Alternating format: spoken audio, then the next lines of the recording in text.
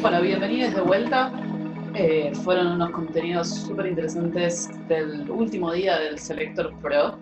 Eh, yo personalmente me he llenado de preguntas y de puntos de partida como para poder trabajar. A mí especialmente el contenido que más me llegó y me pegó es el de Tomás.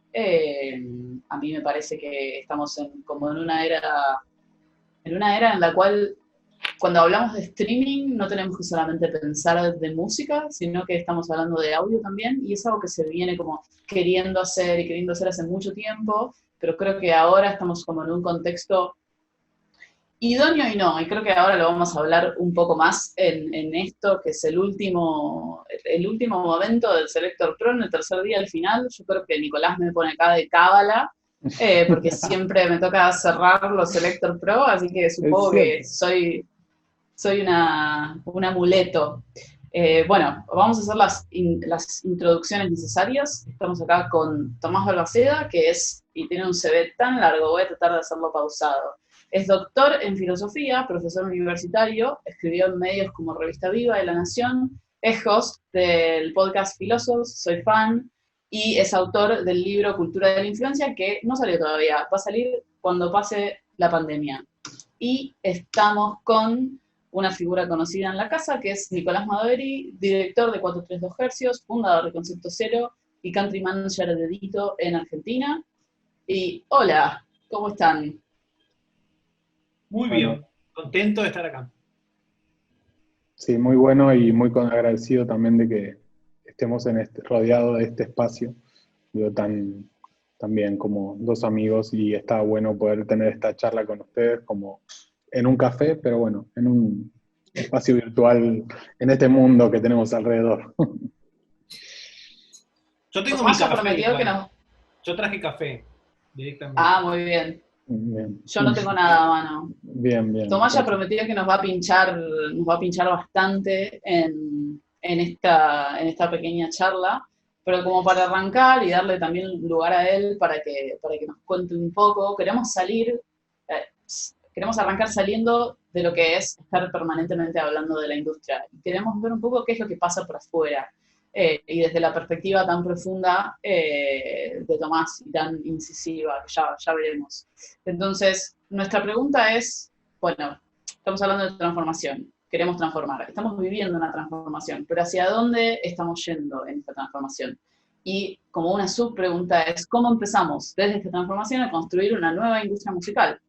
Entonces, para vos, Tomás, como para iniciar, es de tu experiencia, ¿qué es lo que vos podés extrapolar de otros ámbitos, como pueden ser el periodismo, como puede ser el rubro editorial, como puede ser el entretenimiento en general, que no solamente es música, sino cine, series, televisión, a la música?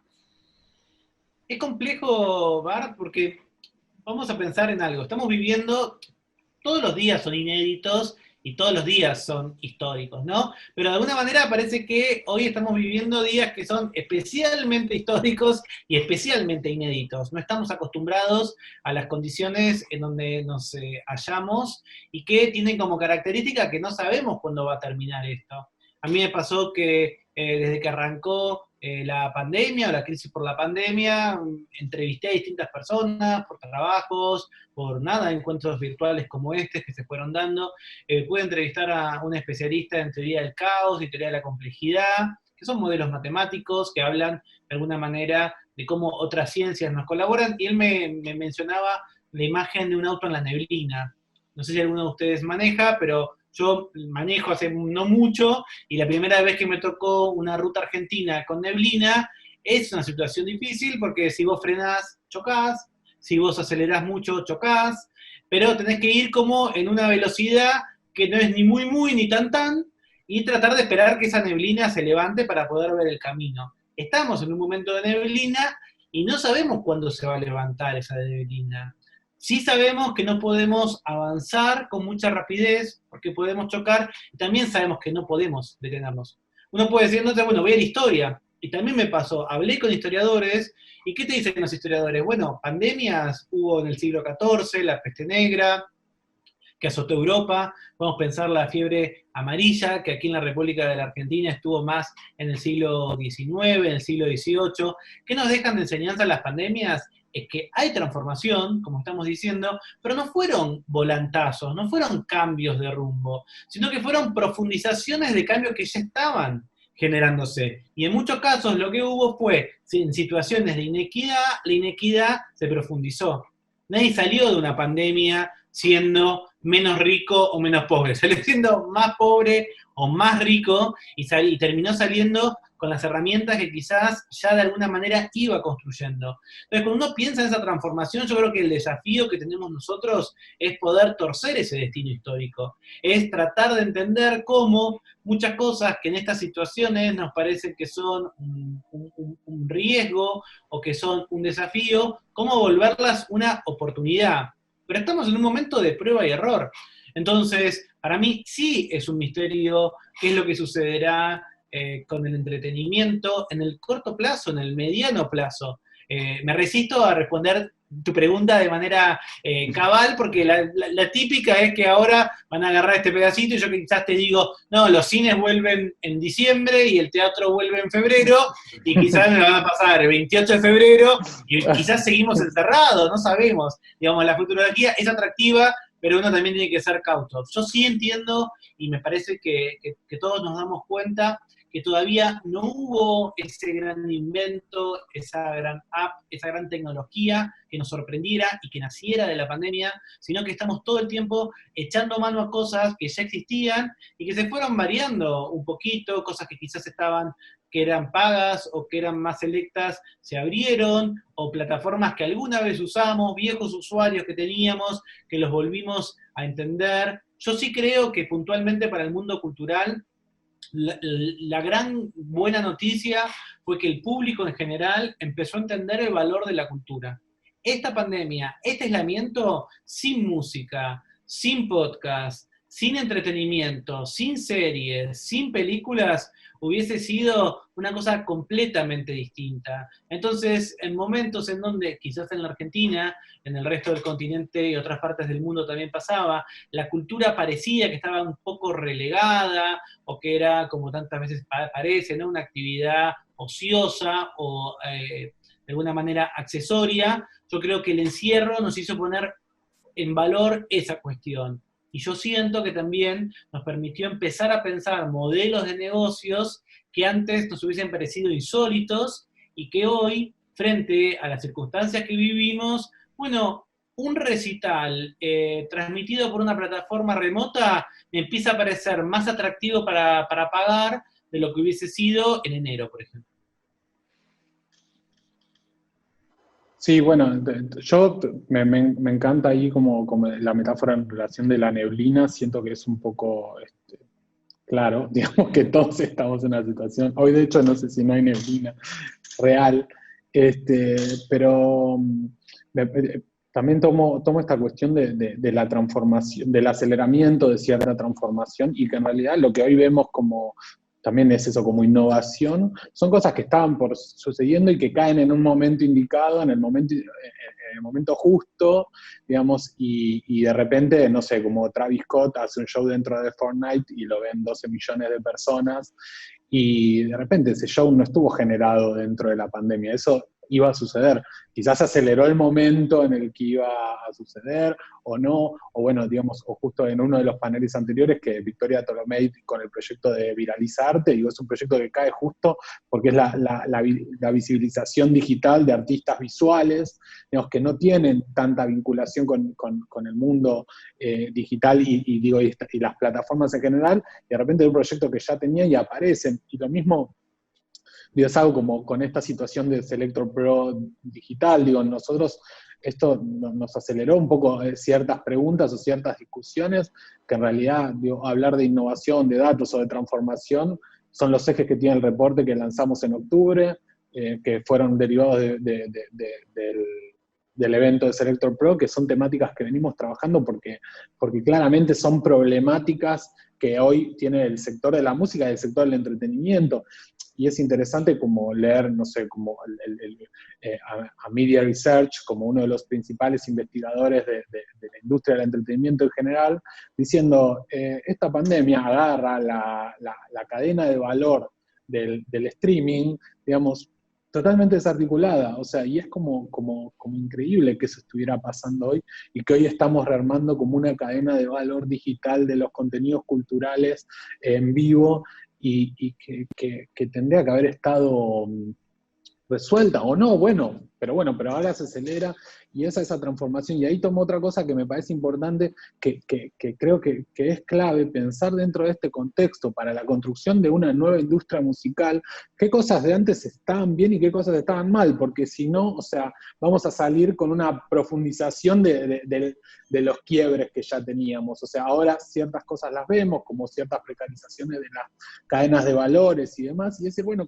¿qué podemos hacer en este momento para que cuando generemos este nuevo escenario, esas cosas sean distintas, digamos? Me parece que de ahí hay algo que es esencial, que es pensar el cómo, digamos, pensar ok, se da esto, se profundiza de determinada manera ciertas cuestiones, pero sí o sí hay que hacerse preguntas, un montón de preguntas incómodas, que creo que hablamos justo recién, para poder salir de una manera copada, entrecomilladamente, digamos. Sí, es en relación con lo que dijo Tomás antes. Estamos viviendo momentos en los cuales la transformación es una profundización de tendencias que antes ya se veían y se estipulaba que se iba a demorar X cantidad de tiempo en llegar. Entonces, el teletrabajo, se hablaba del teletrabajo y del home office, y se decía, de acá a 20 años vamos a estar todos laburando desde nuestras casas. ¡Pam! Pandemia, y estamos todos laburando desde nuestras casas.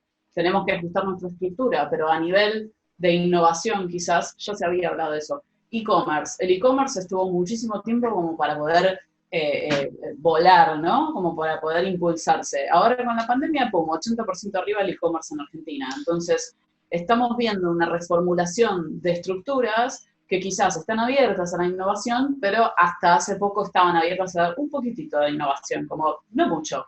Y ahora realmente tienen que flexibilizarse muchísimo más. Entonces, también es cierto que hasta qué punto estamos capacitados, y esto tiene que ver con lo que es la valoración o el cambio de la valoración en la cadena de valor de la música y de la música en vivo, es hasta qué punto estamos capacitados ahora con las estructuras que nosotros tenemos para poder adaptarnos a esta innovación, para poder adaptarnos a los cambios de nuestro contexto que quizás nos obligan, como dijo Tomás, a usar o reutilizar herramientas de una manera diferente.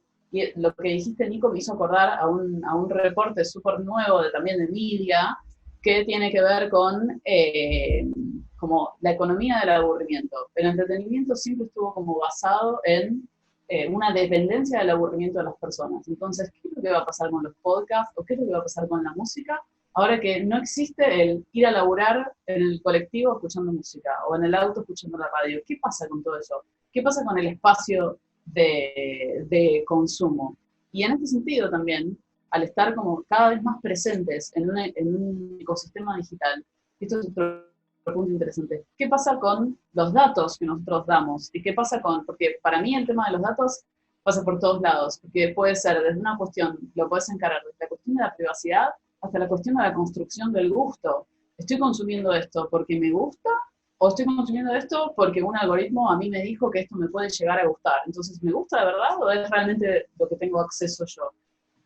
No, quería hacer un comentario, sí, en relación a esto. Me parece que está muy bueno cómo, digamos, y lo meto como con un desafío que hoy creo, y una posibilidad que tiene la música independiente hoy, digamos, que en relación de cómo vienen trabajando, cómo se vienen dinamizando, digamos, los algoritmos y las plataformas, digo, este corte, digamos, que nosotros vemos como dentro de, bueno, tenemos un mundo pre-pandemia, un mundo post-pandemia, y una reformulación de todo lo que vaya a pasar en relación al mundo de la música en vivo, que cambia el consumo de la música en general, en el sentido de que, bueno, aumentó, digo, lo hablábamos en el primer día en relación a los datos, que aumentó mucho el consumo de música clásica o de ambient o de música de relajación, bajó el consumo de música latina a nivel macro, pero digo, también van a bajar por un tiempo indeterminado el tema de la posibilidad de que en las grandes ciudades haya shows internacionales, digamos, y eso que hace un replanteo en el que, bueno, va a dar más posibilidades al desarrollo de los shows locales, o sea, digo, como es una cuestión lógica, de decir, bueno, y de repente, cómo, digamos, nosotros en esa posibilidad, digamos, que quizás está ligada a la música en vivo, digamos, cuando se reestructure, ¿no? Que no sabemos cuándo será, digo, también, digamos, tenemos como cierta responsabilidad en esto de romper esas estructuras, de que los algoritmos digitales empiecen a corresponder eso. Si antes, bueno, los 40.000 que iban a ver a Paul McCartney, al Monumental, lo venía escuchando una semana antes, se supone que hoy ese público se va a dividir una semana, un medio. Ese público se va a dividir en un montón de pequeños shows, porque digo, entendemos que hasta que vuelvan los shows masivos va a ser un proceso bastante largo. Entonces, decir, bueno, cómo nosotros, digamos, y cómo los que generan proyectos y los desarrolladores de música, los que trabajamos con la música en digital, entendemos esto para enfocarlo dentro de las estrategias. Entonces, digo, una transformación tiene que ver, ok, antes también era necesario acompañar un show en vivo con una estrategia digital de contenido, pero ahora es como esencial para que la transformación se aterrice, digamos, es como no hay opción, digamos, en esta nueva etapa. Obviamente todavía estamos en esta neblina intermedia, pero digo, me parece que es clave empezar a pensarlo para ver cómo vamos a actuar, digamos, en relación a esos espacios. En ese punto, y también como haciendo un mix de lo que dijeron los dos, hay algo que me parece interesante y que creo que es un desafío enorme, que tiene que ver con la transparencia. Y creo que es una oportunidad muy buena ahora en este contexto tan disruptivo, quizás si podemos llamarlo, en el que estamos, tanto para la industria de la música como para a nivel general muchas de las cosas. Yo estaba pensando, Tomás, mientras vos hablabas de qué manera las empresas tienen que ofrecer más transparencia a la hora de, digamos, blanquear cómo es su gestión de datos. Yo pensaba, tipo, dentro de la industria, cuántísimo tiempo hemos pasado con artistas que están atrapados en contratos leoninos que firmaron porque no entendían los legalismos que había ahí. Y también pienso como, esto va como desde la transparencia incluso te diría, como de la propiedad intelectual en sí, exclusivamente para la música, lo que son derechos de autor / copyright en países con derecho sajón. Me parece que también es un buen momento para preguntarnos como, ok, todas estas, yo regreso siempre a como la palabra estructura porque quizás no es correcta desde el ángulo de la filosofía, pero para mí pienso la estructura como estas entidades, organizaciones o ideas o paradigmas con los cuales nosotros seguimos. Yo tengo mucho interés en lo que es la propiedad intelectual, entonces como para mí está construida sobre un paradigma que no va más y me parece que estamos en una oportunidad que afecta a la música muchísimo, porque, por ejemplo, el paradigma de la música o digamos, de la monetización de la música está muy interrelacionado con lo que es el show en vivo, y eso, el paradigma quizás hace 25 o 30 años era otro, porque estaba conectado con la tangibilidad del CD, de la venta, e incluso el vivo iba como acompañando e impulsando la venta del CD, y ahora era al revés, y ahora ¿qué hacemos? ¿No? Como, ¿cuál es eso? Y en ese sentido, de estos desafíos que les comentaba, Dios, se me cruzaron los cables. Quiero volver como a esa parte de lo que es la transparencia y de la propiedad intelectual. Yo sé que ninguno de los tres es como experto en eso, pero quería saber si alguno de los dos tenía como para apuntar algo o en dónde les parece que debería como haber un cambio en la manera en que se gestionan todas estas cosas, como lo que producen los artistas, la música que hacen, los cuadros que pintan, las obras que escriben. Yo creo que durante muchísimos tiempo, y estoy hablando de siglos, un valor era lo estable, ¿no? Un valor era aquella cosa que no cambiaba, que se mantenía igual, y en muchos casos las grandes leyes, los grandes principios que regían a una república, la idea era, bueno, mirá cuánto tiempo hace, siguen funcionando, son la base, la fundación de nuestra identidad nacional. Hoy vemos que la ley finalmente está todo el tiempo corriendo detrás, muy atrás de fenómenos que suceden. Yo no sé si por su misma naturaleza alguna vez se va a poder legislar o que los policy makers van a poder actuar de la manera tan rápida como se van dando los cambios, pero sí podríamos apuntar, pensando un poco también en tu idea de estructura, en una estructura mutante. ¿Qué pasaría si esos principios son el espíritu sobre el cual después hay que aplicarlo? A mí me impresiona, por ejemplo, en esta ruptura que vos estuviste mencionando de los paradigmas y de las estructuras.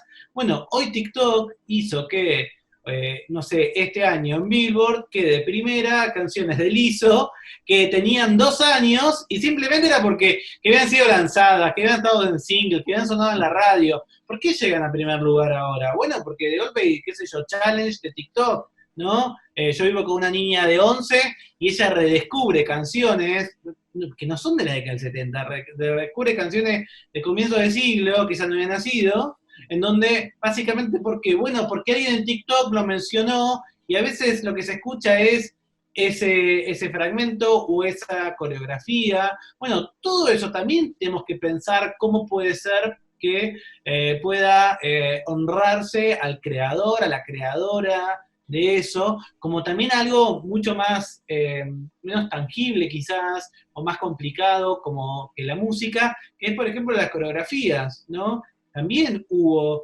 esas discusiones en los tribunales de Estados Unidos el año pasado con Fortnite y el famoso bailecito, ¿no? Que alguien ya había hecho, que un desarrollador impulsó en un videojuego sin pensar jamás que iba a ser una gran moda, y a mí me pasó, yo fui a la Comic Con de la Ciudad de Buenos Aires, y en la Argentina Comic Con había un premio muy suculento de la gaseosa más importante del mundo, al que mejor bailaba esa coreo, y la coreo no era tampoco una cosa tan compleja. Bueno, digamos, cómo todo ese camino puede ser para que justamente la cultura se fomente y no se ahogue.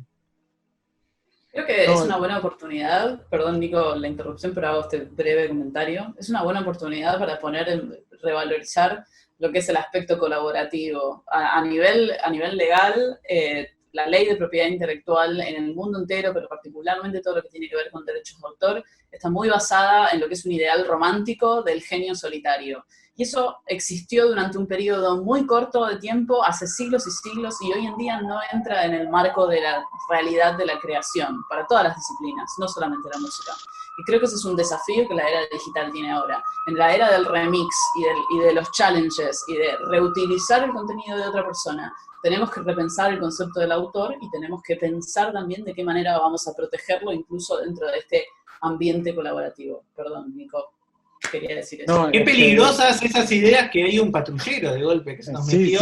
Nada, la autoridad, empezamos a hablar de derecho, de copyright y de golpe apareció la cana, qué terrible. Sí, sin dudas, igual a mí me parece esto como es hiper interesante y coincido y un poco desde 432, y esto es algo que hablamos todo el tiempo con Diego, en relación a las estructuras en general, de cómo el momento en el que estamos requiere, o sea, dinamismo, digo, y es eso, vos no lo dijiste creo con esta palabra, pero decía el concepto, digo, como, y sobre todo en la música, que se volvió algo tan intangible y tan, o sea, como volátil en eso, en el que de repente, o sea, muchas personas no saben ni que su música está en TikTok, por ejemplo, digamos, y que la música va apareciendo en lugares, digamos, en relación a las plataformas que se van generando y se van poniendo de moda, obviamente a veces más tarea, a veces porque nuestra tarea, digamos, como distribuidor digital es que la música esté en los lugares.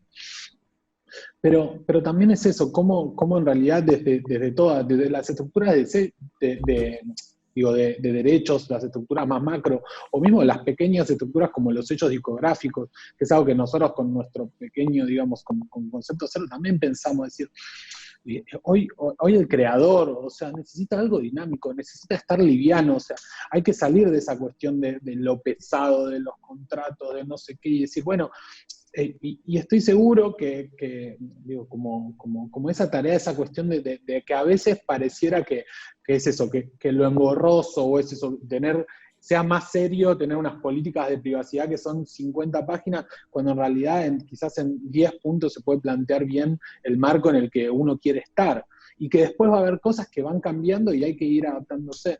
Entonces ahí me parece que hay un desafío que no creo que esta pandemia alcance, digamos, para atravesarlo, pero sí que creo que, y volviendo a la pregunta anterior, que tiene que ver con construir una nueva industria de la música y una nueva industria también del contenido, porque todavía hay que fortalecerla en muchos aspectos en las que, digamos, el creador es el centro, digamos, de lo que está sucediendo, y el resto tienen que ser como actores y estructuras también dinámicas que realmente posibiliten que eso llegue lo más lejos que pueda llegar en relación a miles de factores que afectan alrededor.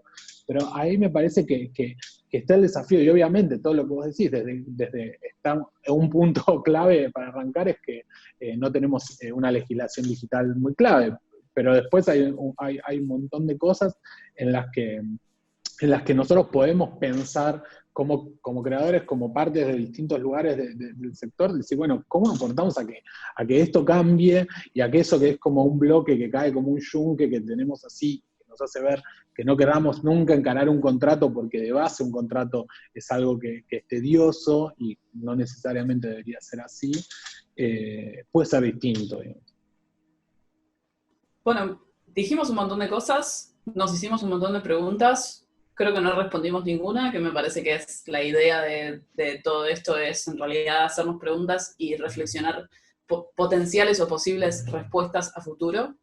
Yo creo que nos encontramos como en una encrucijada en la cual tenemos un montón de oportunidades para el cambio, y como dijo Tomás, es una cuestión de salir y habitar en un mundo post-pandemia, para mí, tratando de que sea, al menos desde la perspectiva de la industria de la música, que sea un terreno que sea más equitativo para todos, que tenga oportunidades para todos y que haya una mayor transparencia en la manera en la que nosotros nos desenvolvemos, sobre todo en lo que es el tratamiento de los artistas y las posibilidades de los artistas. Y también espero que eventualmente, si bien no es mi lugar, se escriba una legislación más adaptada hacia los tiempos que corren, también a nivel internacional y a nivel local, que quizás nosotros siempre estamos un poco más rezagados.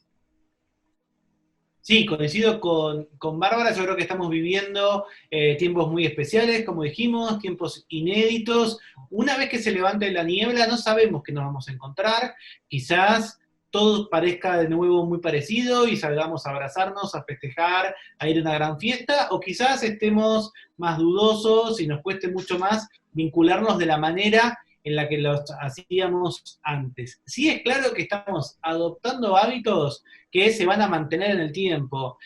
Quizás va a ser más complejo o un desafío mayor poder, por ejemplo, volver a las grandes convenciones, porque ahora sabemos que las podemos hacer desde nuestras casas, que podemos consumirlo desde acá. Todo lo que estuvimos viendo en estos días sobre podcast también tiene que ver con cómo el audio, en términos de contenido, de información, empieza a tener mayor protagonismo. Mi invitación es a pensar qué hábitos yo estoy aprendiendo y quiero mantener, y también cuál va a ser mi responsabilidad. Es posible que a veces veamos que son los grandes poderes, las grandes empresas, las grandes figuras, las que tienen que llevar adelante el cambio. Yo creo que somos todos nosotros los que tenemos que, con nuestra conducta y con la presión que podemos hacer, lograr una tecnología, un acceso al entretenimiento, una cultura que sea realmente diversa, que no cambie, que cambie, que no simplemente mantenga lo que ya estamos viviendo, sino que efectivamente cambie y que sea felizmente sesgada, que tenga felizmente un montón de ideas, de ideología, de política. Creo que tenemos que avanzar hacia ese tipo de tecnología. Bueno, para mí esto es re contundente, y sí, digo, después de también toca un poco recapitular estos 3 días de Selector Pro Digital, que para nosotros fue un desafío muy grande, pensar cómo pensar un contenido que en realidad se desprende de otro contenido, que se desprende de otro contenido en este contexto, y digamos, y creo que que hoy nos toca, digamos, también es eso, hacernos como un montón de preguntas incómodas en relación de cuáles de estos cambios que estamos viviendo queremos como es eso, que queden para siempre y qué cosas tenemos que reformular ahora para que en lo que se genere, digamos, de acá en adelante sea realmente distinto y eso, como decía Tomás, sea realmente diverso. Creo que coincidimos todos, que creo que en el sector del entretenimiento, nosotros nos toca de la música, necesitamos una industria de la música mucho más diversa en todos los sentidos, y creo que en este, digamos, contexto de crisis, en relación de un montón de actores trabajando en conjunto y como de estos puntos, y también de haber escuchado un montón de gente estos días hablando de la importancia de lo colaborativo, lo colectivo, lo asociativo, lo cooperativo, digamos, como todos esos que en sí hacen esencial la posibilidad de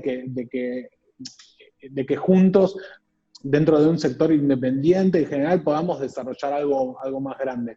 A mí me parece que quedan, hay infinitas preguntas, y me parece que hoy es un momento clave para también aprovechar, digamos, las redes para generar espacios de discusión. Digo, que a veces da la sensación de que porque, digo, es un contexto igual, digo, complejo, y es un complejo en lo personal, pero que no tenemos que dar las preguntas en relación de, bueno, de cómo o de qué lugar nos ocupamos en relación de trabajadores de la cultura, ¿no? En general, o trabajadores del entretenimiento, y me parece que hoy es un momento en el que tenemos que dar esa discusión y construir en conjunto el nuevo escenario, digamos, que está ahí por verse.